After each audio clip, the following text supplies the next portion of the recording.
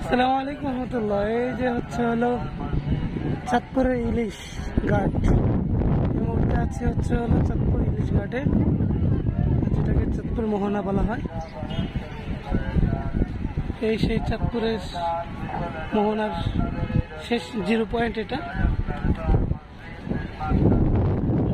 হলো চাঁদপুর